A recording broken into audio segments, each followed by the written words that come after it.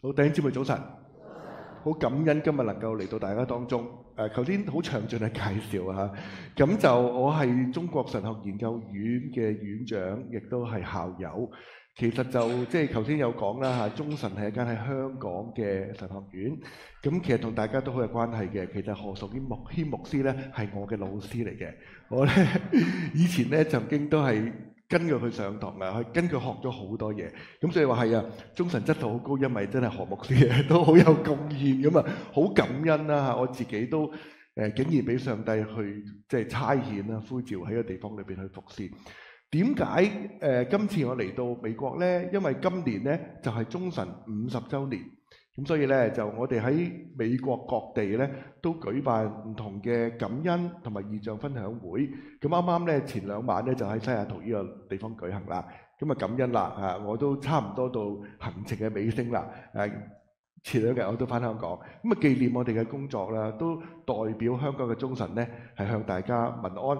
咁我自己另一個身份就係宣道會個牧師啦，頭先有講，所以嚟到呢度呢，去喺宣道會同大家一齊去到聚會呢，都係一個好感恩嘅事情，係嘛？嗱，進入上帝嘅説話之前，我哋一齊有個祈禱啊！天父，我好多謝你能夠認識你，被你呼召係一個好大嘅恩典。你更加向我哋説話，所以就求你今日喺我哋當中，將你嘅説話向我哋去顯明，讓我哋能夠聽得清楚，同時透過你嘅説話更新改變我哋嘅生命。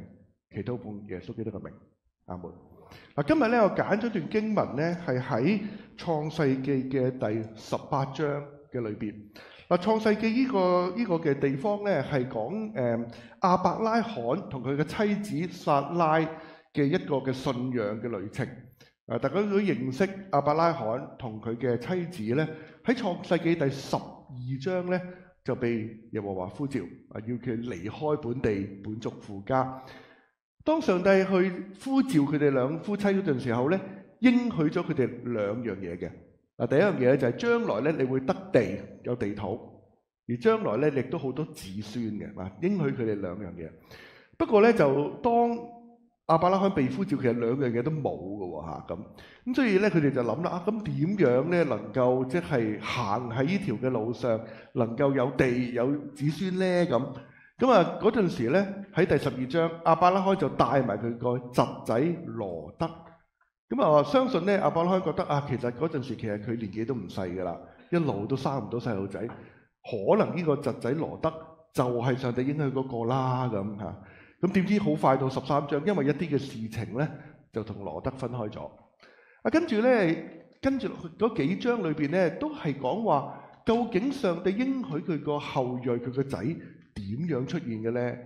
喺第15章經文再一次講話，上帝應許亞伯拉罕你將來有仔㗎。到第16章即係亞伯拉罕嘅妻子撒拉就覺得我就生唔出㗎啦。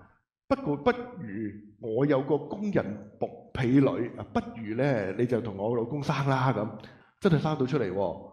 16章嘅記載，不過好快咧，上帝就話嗰個唔係你嘅應許之子。到第17章，即係今日經文之前嗰章咧，上帝再一次向亞伯拉罕顯現，同佢講你會得一個兒子。我諗咧喺個嘅歷程裏邊咧，亞伯拉罕可能佢自己都好想相信。同佢妻子都好想相信，不過經歷咗咁耐，上帝嘅説話係咪真係真實㗎咁？咁啊帶住咁樣嘅背景咧，我哋進入今日嘅經文18章咧，就係耶和華向亞伯拉罕顯現，再一次應許佢會生仔呢個嘅事情。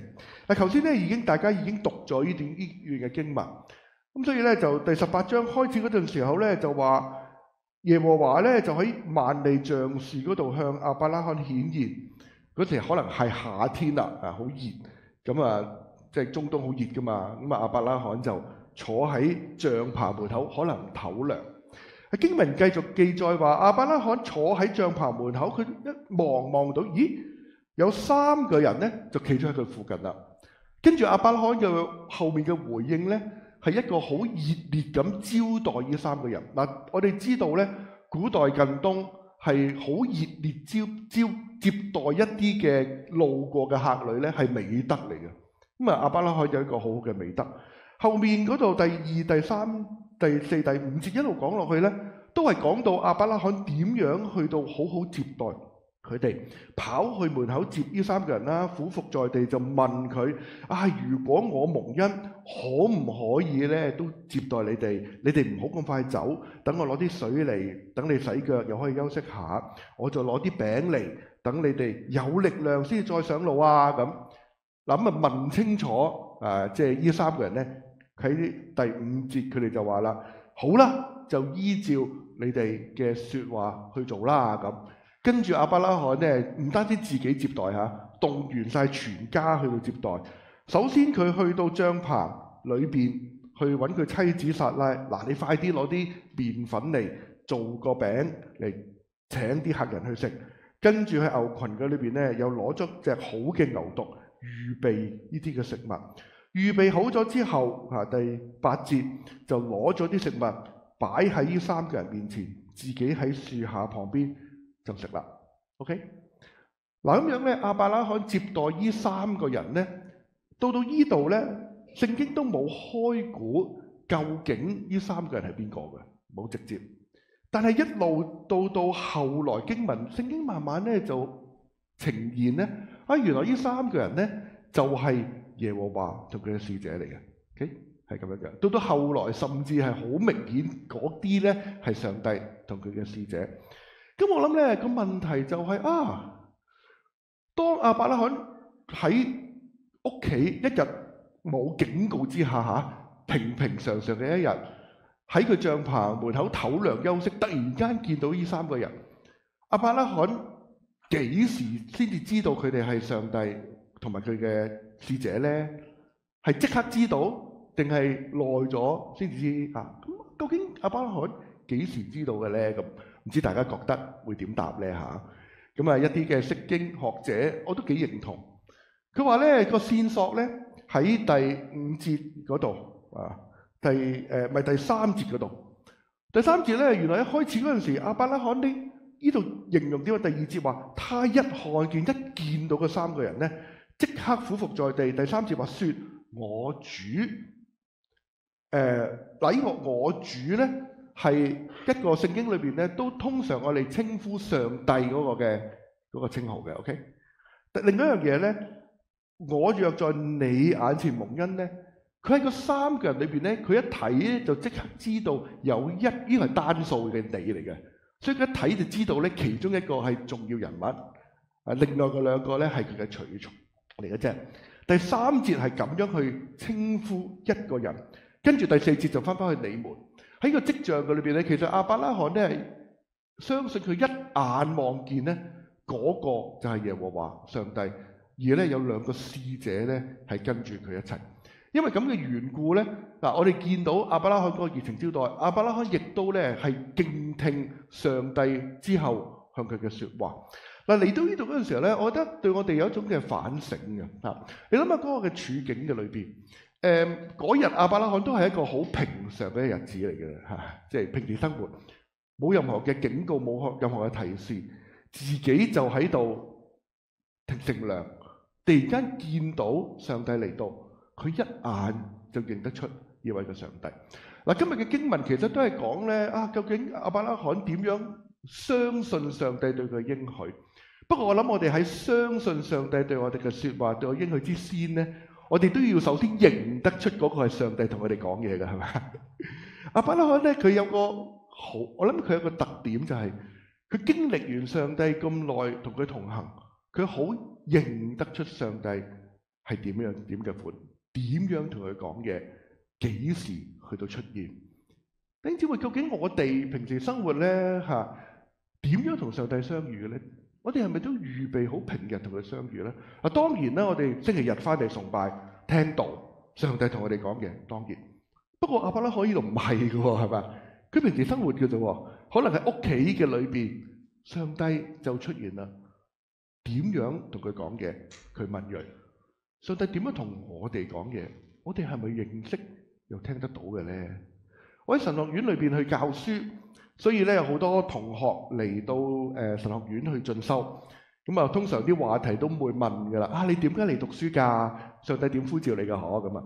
有一個同學咧好特別嘅，佢話咧佢一路工作，佢都係同啲朋友唔係同啲同事啦朋友一齊夾份有個生意，個生意都唔錯嘅嚇，因為即係香港都幾需要呢啲嘅生意，做得唔錯。咁但係佢做生意嗰陣時候咧，同時佢又喺教會裏邊咧越嚟越多服侍，佢心裏面都有啲感動，覺得可能上帝都想呼召佢去讀神學服侍教會。大家一路都唔係太肯定，佢工作都幾順利，直至到有一次咧，佢話佢嘅公司就投一個比較大嘅生意啊，都大生意，可能做得耐嘅咁，咁啊好感恩喎。佢投呢個生意又真係俾佢投到啊！好啦，佢投到個生意嗰陣時候咧，佢發覺佢要完成呢個項目咧，需要幾年嘅時間，自己嘅努力。嗰下咧，佢就話佢知道上帝呼召佢啦。佢話咧，佢知道咧，如果佢繼續要接呢個生意嗰陣時候咧，佢有幾年時間唔能夠去到進修讀神學。佢話咧，嗰刻佢知道上帝同佢講：係啦，你攞到個生意，不過你唔好留喺度咁耐啦，你去讀神學，你去進修啦。弟兄姊妹，其實我聽到都感恩啦，或者都覺得其實好特別啊！嗬，大家會覺得哇，有個生意梗係繼續做啦。呢位同學唔係咁。佢就係敏鋭上帝嘅聲音，究竟上帝點樣同我講嘢嘅咧？係乜嘢嘅環境同我講嘢嘅咧？我係咪預備好佢喺我嘅工作嘅時間裏邊，我屋企照顧家人嘅裏邊，其實上帝都會嚟同我哋講嘢，向我哋應許，向我哋呼召。我哋係咪咁樣認得出上帝，認得出佢嘅聲音，去到聽從佢嘅説話咧？好啦，咁亞伯拉罕就接待咗耶和華。同佢嘅使者一齊咁樣樣，然後咧就經文咧係繼續去到講噶啦。咁啊到到第9節嗰陣時候咧，當呢3個人或者耶和華同佢2個使者一齊，咁就佢哋就開口就問亞伯拉罕啦，就問啦：你嘅妻子撒拉喺邊度啊？咁亞伯拉罕話：嗱，佢喺帳篷裏邊。嗱，你要知道嗰陣時候咧，嗰3個客人就坐喺帳篷門口嗰個地方，喺應該係嗰個樹下面。亞伯拉罕企喺佢哋側邊去招呼佢哋。撒拉咧喺帳篷裏邊咧係預備食物，嗰時仍然喺帳篷裏邊。跟住第10節有一位講啦，佢就話：明年呢個時間，我一定會回到你這裏去，你個妻子撒拉就會生一個仔。上帝再一次應許亞伯拉罕係你嘅妻子會生一個仔。聖經繼續話啦，撒拉喺嗰個人後面嘅帳篷，即係好明顯係聽到嘅啫，喺匿埋喺帳篷裏邊。佢聽到嗰陣時候咧，就即係第11節啊，即係亞伯拉罕同撒拉就形容啦。亞伯拉罕同撒拉年紀老，撒拉月經都停，撒拉心裏就聽到呢句説話，就心裏竊笑，就話啦：我都咁老咯，我嘅主亞伯拉罕都咁老啦，邊度能夠仲可以生仔啊？跟住咧就耶和華就對亞伯拉罕講：點解佢竊笑啊？咁之類咁。嗱，我哋留意咧，呢節經文咧有個特別嘅地方咧，重複咗好多笑呢個字喎。咁所以今日我嘅經文主嘅題目都叫做撒拉嘅笑啊。你要知道喺聖經原文裏邊咧，笑咧係得一個字，同樣一個字嘅啫。嗱，我哋中文嘅翻譯咧又會有笑啊，又會竊笑啊，好多唔同嘅翻譯。但係喺原文裏邊咧，同一個字，一個字就係笑啦。所以冇形容係邊種嘅笑嘅，又冇話偷笑啊，又冇咩，即係冇嘅。總之就係笑。咁就其實好少嘅嚇。喺聖經裏邊咧，呢度出現咗4次嗰個笑嗰個字。唔同嘅翻譯出嚟，究竟呢啲笑係講緊啲咩嘢咧？當然，我哋知道撒拉佢嗰種嘅笑咧，係表達哇！佢聽到耶和華話佢會生仔，佢唔相信啊！即係呢個撒拉嘅笑係代表佢唔相信呢個上帝對佢嗰個嘅説話。咁跟住咧就唔相信呢個上帝嘅説話。咁我哋見到咧，即係呢個係我唔係好睇到第11節。第11節咧，呢度係講緊點解佢唔相信説話。其實聖經有解釋嘅喎，聖經真係講，其實係真係好難嘅喎。嗱，點形容啊？佢第11節就話咧，撒拉同亞伯拉罕都老啦，撒拉嘅月經停咗。咁你知道生理上月經都停埋，邊度生得出仔啊？咁仲有第12節咧第12節就啦，佢就話啦：我已經衰老，我的主也老了，怎能有這喜事咧？咁我解釋下喜事呢個字咧。嗱，但係大家知道中國人話有喜就係懷孕咁解，但係其實咧，即係呢個翻譯得真係好斯文嘅。其實聖經學者話喜事其實係講緊乜啊？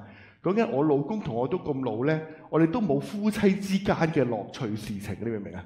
係講緊即係大家都已經冇所謂行埋啊！即係佢嘅意思係咁。哇！你諗下啦，年紀咁大，月經停埋係嘛？咁點可能啊？所以其實聖經係話呢樣嘢，聖經嘅記載用咁多個字眼咧，係講緊真係冇可能嘅喎，係嘛？咁就算咁樣樣，其實我哋睇翻咧之前嗰章啊，我咪話第17章耶和華都曾經向亞伯拉罕顯現應許個仔嘅。你睇下呢第17章就係講呢啲嘅事情啦。到第17節啊，亞伯拉罕就臉伏於地竊笑。心裏想100歲嘅人仲點生仔啊？撒拉都90歲啊，點生得出？所以笑呢個字喺呢兩節經文裏邊加埋第17章都係嗰個笑嘅字。笑就係代表唔相信咯。而嗰個唔相信係好有原因嘅。聖經講到明年紀咁大，邊度仲有可能係發生呢啲嘅事情咧？咁所以呢度笑咧，我諗緊嗱，聖經就淨係講話得個笑字嘅啫。有冇形容佢係點笑？不過我就覺得佢有幾個可能嘅。第一個可能就係講笑啦，即係啲冇可能嘅嘢，你就唔好講笑，開玩笑啦嚇。我哋都會即係譬如有個人同我講啊，黃牧師、黃院長，你哋會發達嘅，我哋唔好講笑啦。做牧師唔會發達嘅，你明唔明？講笑㗎，即係冇可能嘅講笑。第二種我覺得咧，對於撒拉嚟講咧，可能佢苦笑，即係咧佢一生人都不能夠為丈夫生仔。咁有人同佢講：你仲生到咧？其實到佢90歲嘅階段，可能佢話：你唔好再挖苦我啦！呢個人生裏邊咧係最大嘅遺憾。你仲講苦笑嚇？可能係咁。第三可能係嘲笑，就話：哇！乜你咁都講得出㗎？啲咁傻嘅嘢都講得出㗎，係咪？可能係有呢啲嘅原因。不過點樣都好，撒拉嘅笑咧，係代表佢唔相信自己會生得出，唔相信上帝嘅説話。上帝唔，佢喺咁嘅狀況裏邊，上帝點回應佢咧？上帝第一個嘅回應就係佢將自己嘅説話清楚講多次。你冇聽錯，清楚講多次。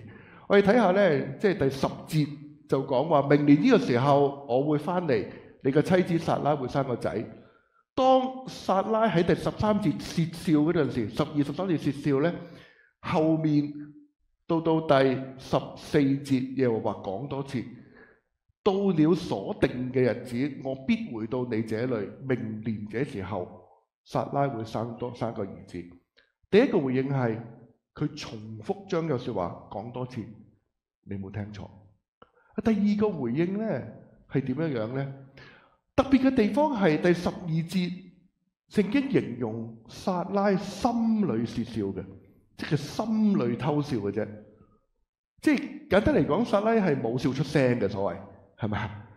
咁而撒拉喺邊度啊？嗰陣時喺帳篷裏邊嘅喎。咁而耶和華喺帳篷出邊去講嘢嘅喎。撒拉即驚一驚嘅係咪？你喺後邊喺帳篷裏邊。自己心裏偷笑，竟然都俾呢個人知道。咁所以話撒拉為什麼竊笑？其實係嗰個人係知道撒拉心裏邊笑，而講俾佢聽。對於撒拉嚟講，哇！呢個人連我自己嘅嘢都清楚過我。耶和華仲有方法咧，佢都講俾佢聽：我認識你，我認識你，我知道你嘅事情比你自己更加多。所以咧，呢個係另一個耶和華去回應撒拉唔相信嗰樣嘢。我掌握嘅嘢係比你多。不過咧，我覺得最重要嗰句説話咧，就係第14節嘅第一句：耶和華豈有難成嘅事？耶和華豈有難成嘅事？喺呢個嘅經文嘅裏邊咧，撒拉喺咁樣嘅狀況裏邊，佢嘅年紀咁大，亞伯拉罕年紀咁大，生到仔係難成嘅事，係難成嘅事嚟喎。聖經冇話唔係難成嘅事，所以呢個世界上真係有好多難成嘅事嘅，好多嘢係好難嘅，係未必能夠，甚至我哋對人嚟講係好多嘢係睇落基本上係冇可能。不過咧，重要嘅唔係難成嘅事係乜？重要嘅咧係喺耶和華嘅裏邊咧係冇難成嘅事，係咁嘅緣故咧。原來咧，我哋話對上帝嘅信心咧，唔係話耶和華應許我哋嗰樣嘢有幾難，而係咧我哋信邊個能夠將嗰樣嘢做好。如果嗰樣嘢係耶和華嘅心意嘅裏邊咧，幾難嘅事都做得到。唔係講話呢個世界冇任何難嘅事，唔係任何嘅事情都能夠發生，而係當耶和華、當上帝應許嗰樣嘢咧，嗰樣嘢咧就會發生。我諗呢樣嘢咧，對我哋基督徒嘅信心咧，有一個好重要嘅提醒。我哋中國人有句説話叫做世上冇難事，只怕有心人，係嘛？個意思係乜啊？係話咧世界上好難嘅嘢，當我哋有決心將佢搞掂，當你好堅持嘅話，就會做得成功㗎啦。聖經嘅信心唔係講呢樣嘢嘅，聖經係話的確世上有好多好難嘅嘢，不過咧唔係在於嗰樣嘢有幾難，而係在於嗰樣嘢係唔係上帝嘅應許。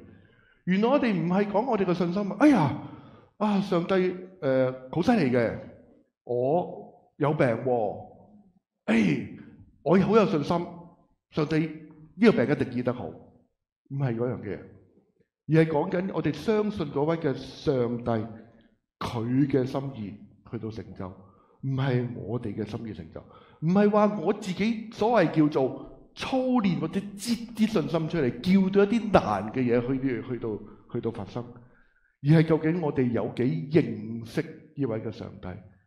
我哋認識呢位上帝，佢要成就嘅事情，先至係我哋值得去相信會發生嘅事情。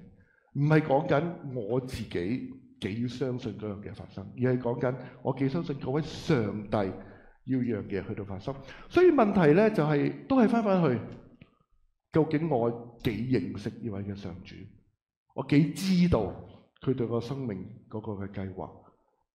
喺我哋生命裏面嘅計劃，如果呢個上帝嘅心意係冇難成嘅事。我認識一位嘅姊妹，佢年輕嘅時間已經患癌症，佢一路患癌，一路有治療，起起伏伏，起起伏伏，一生人幾十年時間咧，都係同嗰個癌病咧去到即係所謂並存啦，亦都喺度掙扎咁樣樣。不過最特別嘅地方係，佢對上帝好有信心嘅，佢活出一個好燦爛嘅生命嘅。佢嘅信心唔會係上帝今次一定徹底醫好我，一定長命百歲。佢唔係咁嘅信心。佢嘅信心話：即使係我受苦，喺我患病嘅同時，我相信上帝恩典夠我用。我相信喺幾困難嘅狀況裏邊，我仍然能夠透過個生命去到見證上帝嘅愛同大能。所以佢即使有病嘅生命活咗好多年，但係佢活得好豐盛，喺人嘅面前為着佢嘅信仰做咗好多嘅見證。幾年前佢翻到天家啦。信心係咩？唔係話我認為嗰樣嘢有求必應，而係我認識嗰位上帝，佢嘅心意，佢嘅心意係我哋幾大嘅苦難，佢應許我哋恩典夠用，與佢同在。我哋認識佢嘅心意冇難事，唔係我哋自己嘅事情。所以呢個都係撒拉喺經歷咗上帝呢個後來佢得到兒子一個嘅信仰歷程嗰個嘅操練。咁樣咧，不過咧，我又會覺得喺段經文嘅裏邊咧，最特別咧，其實係最後嗰節嘅。頭先我哋一齊讀最後一節，我唔知大家會唔會覺得最後嗰節其實好奇怪嘅。嗱，即係咁，即係咧就耶和華話撒拉，你做咩竊笑啊？咁跟住撒拉就即係咁回應佢啦。第15節，撒拉聽到耶和華咁去講嗰陣時咧，就害怕啦，唔承認自己笑，就話啦：我沒有笑。那人說：不，你的確笑了咁嚇。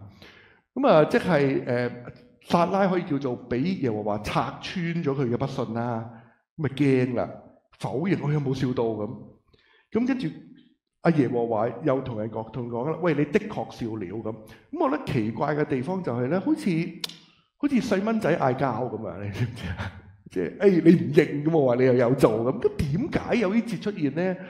仲有喺1節第15節第16節聖經就講其他嘢噶啦，就冇再接續落去嘅，所以嗰個完結得好奇怪嘅。第15節，那人說：不，你的確笑了，跟住就完咗噶咯喎，嗰對。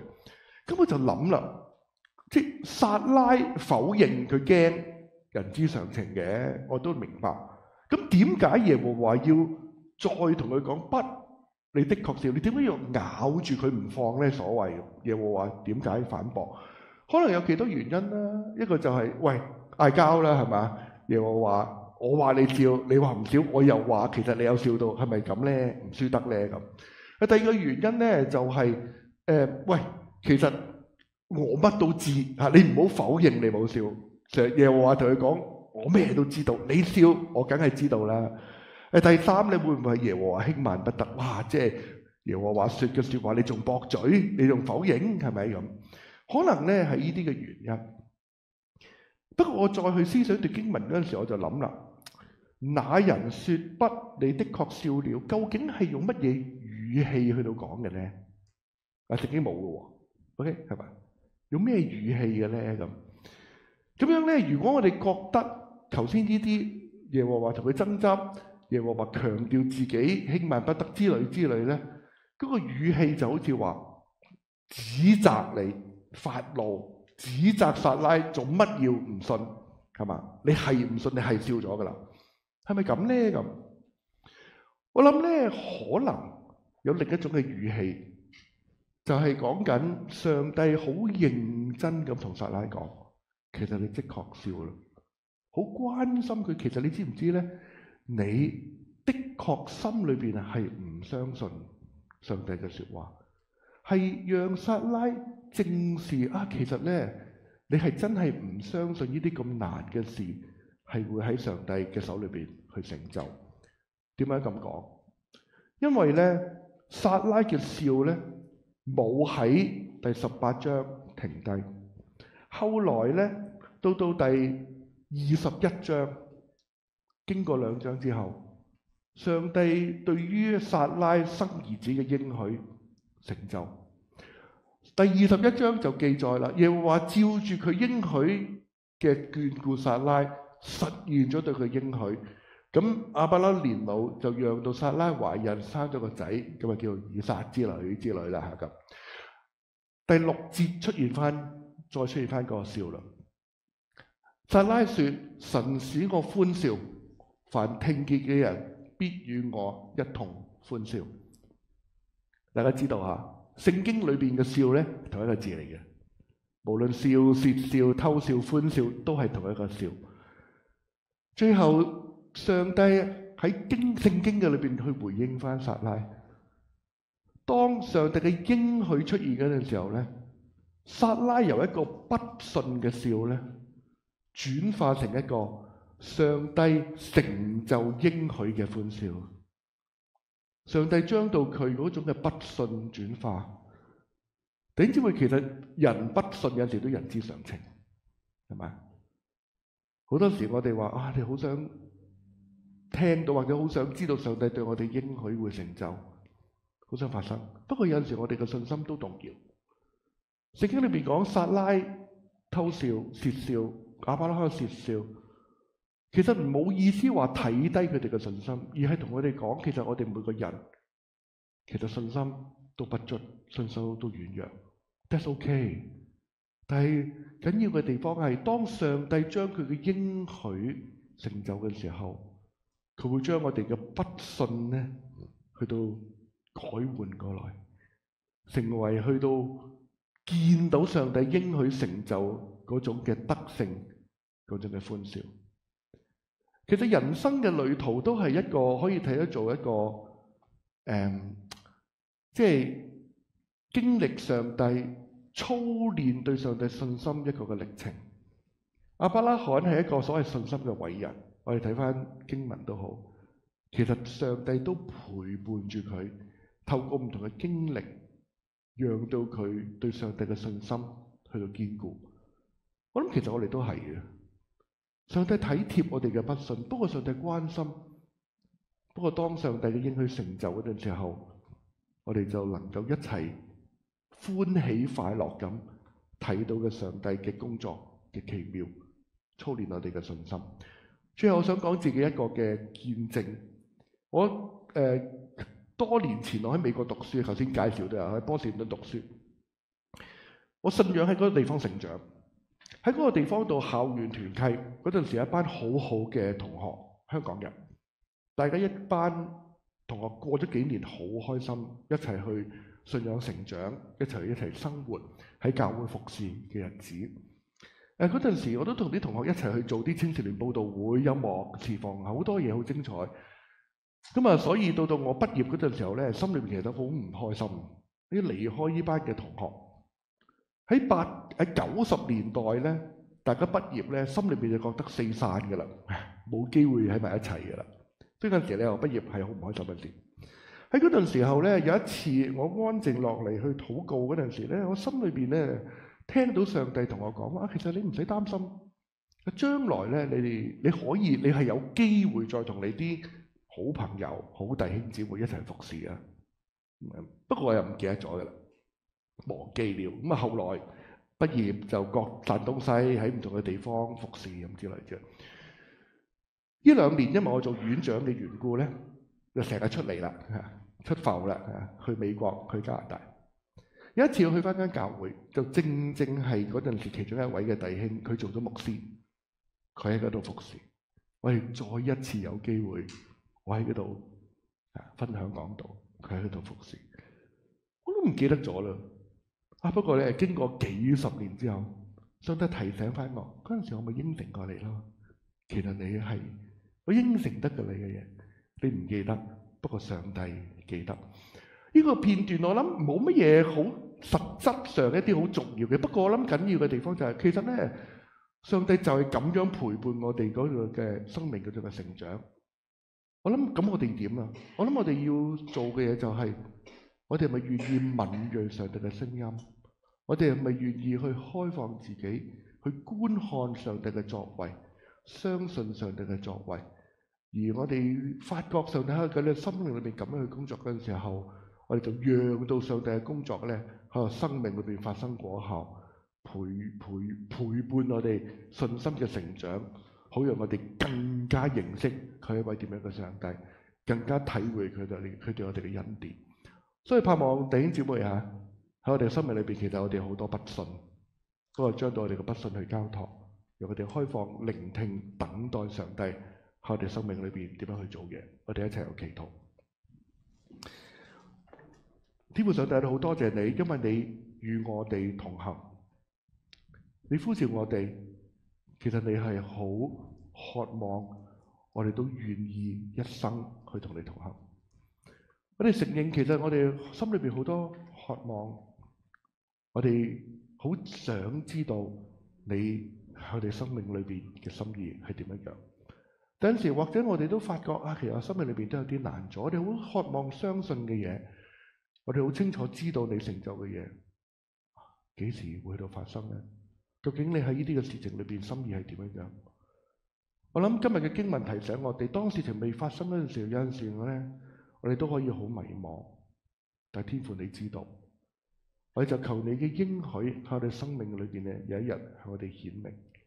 當你顯明嘅時間，我哋心裏邊咧就可以為着你嘅信實去到歡呼。我哋對你嘅認識，我哋同你嘅關係，亦都能夠更加進一步。我哋就期待你咁樣去到帶領我哋，聽我哋祈禱禱告奉耶穌基督嘅名，阿門。